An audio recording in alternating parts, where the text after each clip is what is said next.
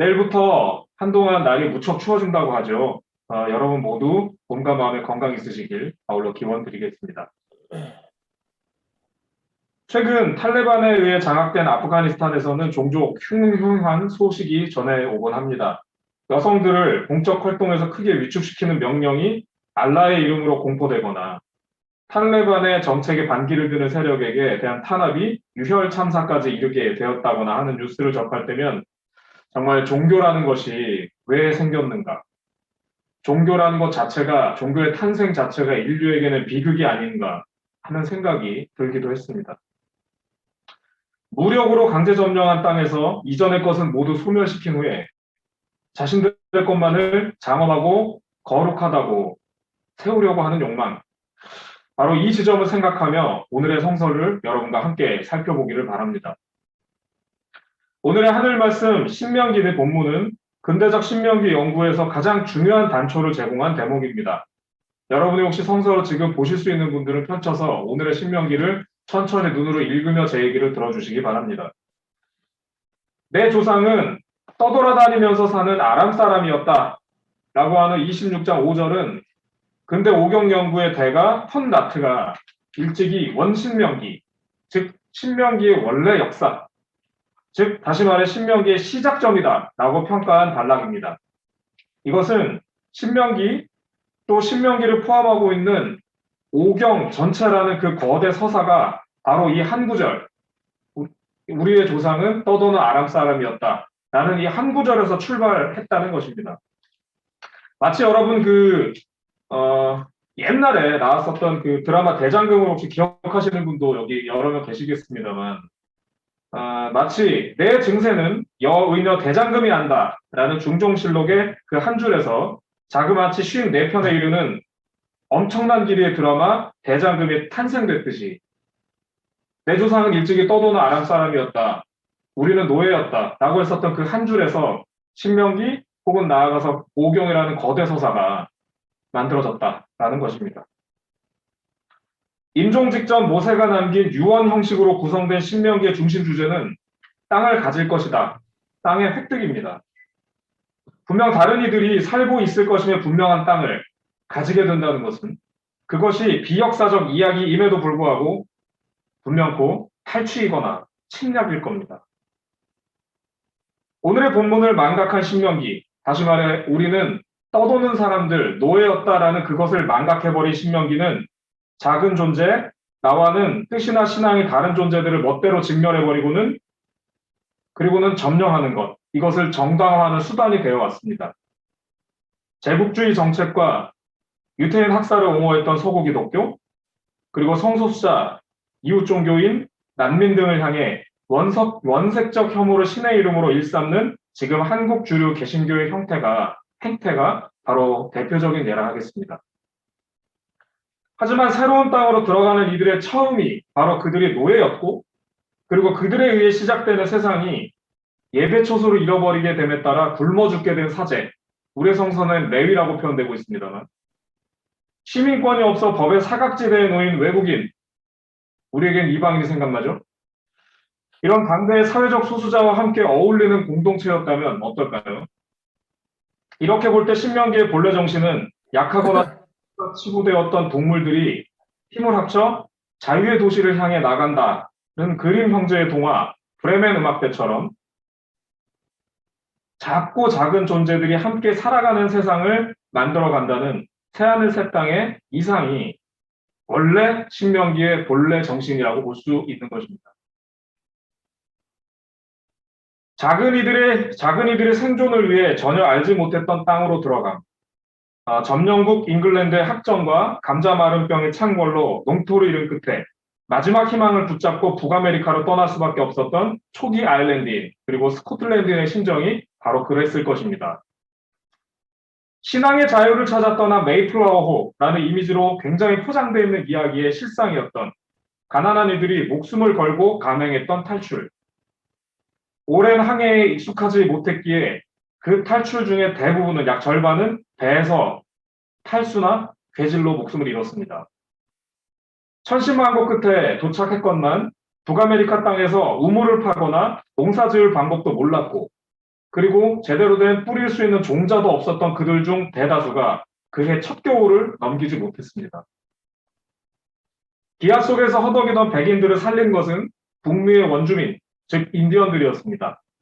인디언은 갑자기 나타난 이들의 어려움을 보고는 다가와서 먹을 것을 선뜻 내주었고, 그리고 농사법과 종자를 전했으며 기꺼이 자신들의 영역 내에 정착할 수 있도록 곁을 내주었습니다.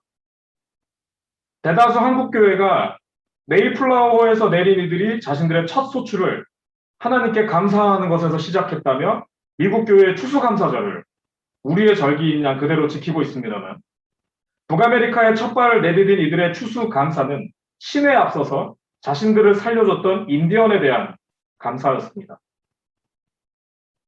하지만 시간이 지난 후 제법 먹고 살만하게 된 백인들은 감사의 대상을 신으로 바꿔버리고는 인디언을 학살하기 시작했습니다. 그들의 터전을 빼앗기 위함이었죠.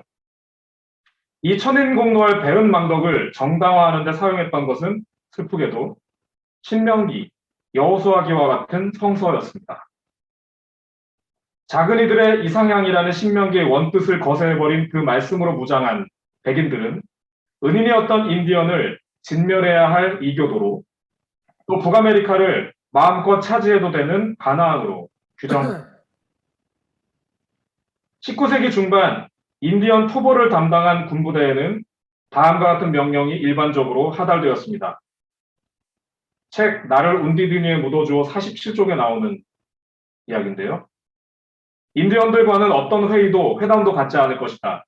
남자들은 장소와 시간을 막론하고 어느 때 어느 곳에서 발견되든지 즉시 사살해버려야 한다.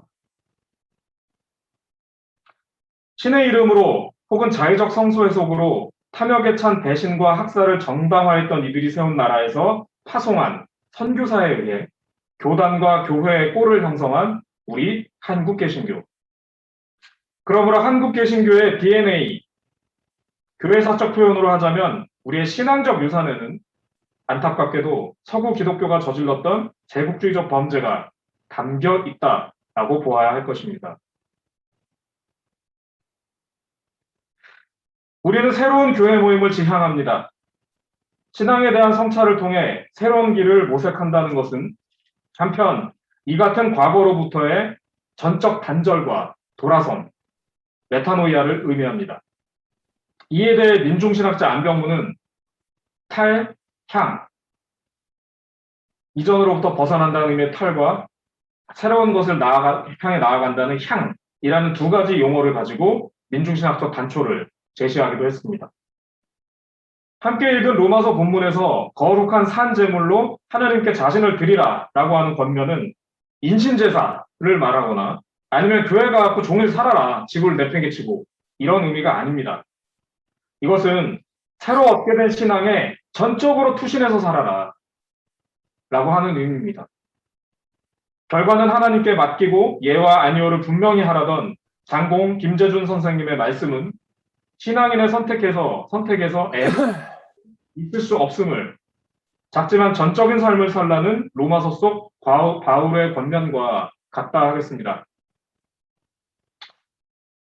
오늘 함께 읽은 마지막 본문을 살펴보겠습니다. 오병이어의 기적. 본문은 교회를 한 번도 다니지 않은 사람들도 어디에선가 한 번쯤 들어봤음직할 만큼의 매우 유명한 대목입니다. 이 본문에 대해 2000년의 기독교는 예수와 그가 행한 기적의 성과, 신적인 예수의 신적 기사라는 그런 성과에만 집중해 왔습니다. 이렇게 볼 때 본문은 그저 위대한 신의 위대한 이적의 다름 아닌 것입니다. 하지만 시선과 관심을 작은 존재계로 전환시켜 우리가 천천히 다시 한번 본문을 살펴봅시다.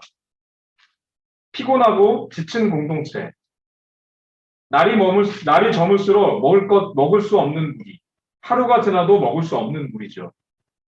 그리고 남자 어른만 5,000명도 넘는다는 사람들 중 먹을 것이 고작 물고기 2마리와 빵 5개 정도밖에 없었던 그 안타까운 이들. 어른 남자가 아니므로 숫자 세는 것, 즉 개수조차 되지 못했던 여성, 어린이와 청소년, 다양한 정체성을 가진 이들이 여러분 천천히 보일 때 보고 계신 여러분의 눈에 느껴지십니까? 여러분의 신앙은 이웃을 질면하는 야훼 혹은 강력한 이적을 행하는 예수를 지향합니까?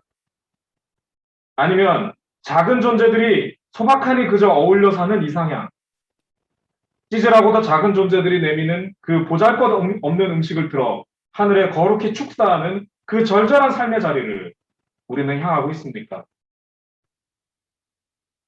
오늘 하늘틀평의 제목에 나오는 운디드니는 1960년경부터 약 30년간 자행되었던 북아메리카 인디언 학살 시기 중 저항 인디언의 최후 거점이었습니다. 그들의 처절한 저항에도 불구하고 막강한 화력을 앞세워 끝내 그곳을 점령한 백인 토벌부는 저항 세력의 지도자 큰발 추장뿐 아니라 어린이 등 비무장 민간인을 포함해 무려 300여 명의 사람들을 그저 통제를 따르지 않는다라는 이름으로 집단 학살했고, 그리고 밤늦도록 중상자들을 방치시켜 추가 사망자가 발생하게 했습니다. 모두가 개신교인이었던 그 병사들이 그토록 잔인무도한 살상을 저지른 때는 크리스마스 절기. 부상당한 인디언들을 변변한 치료도 없이 임시 수용한 공간은 공교롭게도 인근의 성공의 예배당이었습니다. 한 생존자의 증언에 의하면 신음하는 그들의 죽어가기도 했고, 그리고 총상, 각 자상, 여러 가지의 상처 속에서 신음하던 그 인디언들의 머리 위에는 다음과 같은 성탄 문구가 적혀 있었다고 합니다. 땅에는 평화, 사람에겐 자비를. 운디드니에 묻어달라는 말은 수용시설로 쫓겨 들어간 생존자들이 살아서는 다시는 밟을 수 없는 자신들의 고향에 죽어서라도 가게 해달라는 소원이었으나, 이 간절한 외침은 백인들에 의해 끝내 들리지 않는 메아리가 되어 흩어지고 말았습니다. 사랑하는 여러분, 지금 우리는 어떤 신앙을 지향하고 있습니까? 여러분의 귀에는 그리 도움을 청하는 이들의 저 수많은 소리가 들려오고 있습니까? 우리의 눈은 작은 존재들의 움직임을 향하고 있습니까? 우리의 마음은 새로운 세상을 열기 위한 그 몸짓에 닿아 있습니까? 우리의 발걸음은 그 이들의 자리 곁으로 나아가고 있습니까? 잠시 침묵하겠습니다.